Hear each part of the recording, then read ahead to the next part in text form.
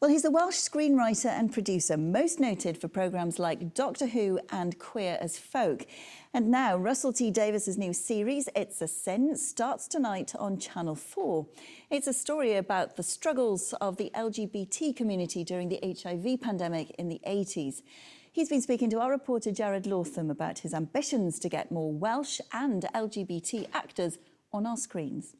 He's the Welshman who brought the Doctor to the streets of Cardiff and back into our living rooms.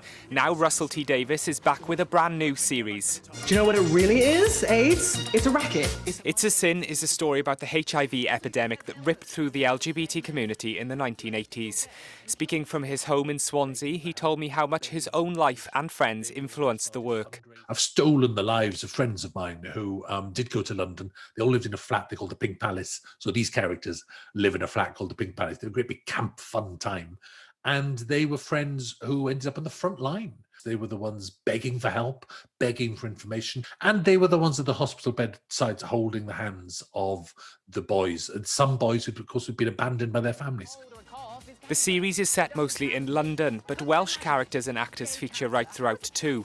One of which is 21-year-old Callum Scott Howells from Tonrevel in his first lead role. I'm always strong and privileged enough to put Welsh characters into my stuff because I believe in doing that. I am Welsh and I don't think we see Welsh people on telly often enough. In the series, over 40 LGBT characters are played by LGBT actors, casting Russell T Davies believes in.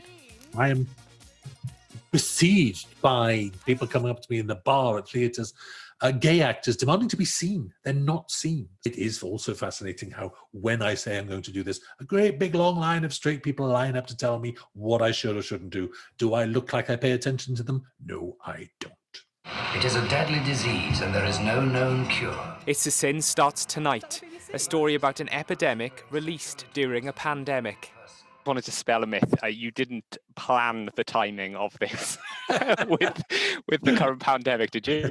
I wish I had that much power. I worry about whether we look both opportunistic and boring because we live with the virus all day long.